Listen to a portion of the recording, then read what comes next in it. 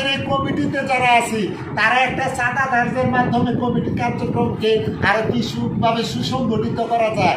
নাইম ভাইয়ের কাছে আমাদের অনুরোধ থাকবে, আমাদের এরকম চাঁদার দরকার নাই।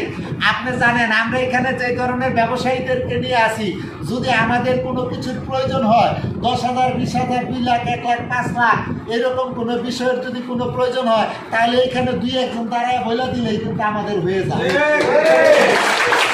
এর মধ্যে সবচেয়ে গুরুত্বপূর্ণ হলো আমাদের ব্যবসায়ী যারা কমিটিতে আছে, আমরা সবাই ব্যবসায়ী। আমাদের ব্যবসায়ীদের প্রতি নির্ধারিত মাসিক যে বেতনটা আছে, এই বেতনটা যাতে আমরা সবাই দেই এবং সকল ব্যবসায়ীদেরকে যেন আমরা উৎসাহিত করি, তারাও যেন আমাদের এই বেতনটা যদি মাসে মাসে দিয়ে দেয়, তাহলে কিন্তু 40 জন না, আমরা 60 জন প্রহরীকে নিয়ন্ত্রণ করতে সক্ষম। এই অবস্থায় আমাদের প্রহরী দ্বারা নিরাপত্তাকে নিশ্চিত করার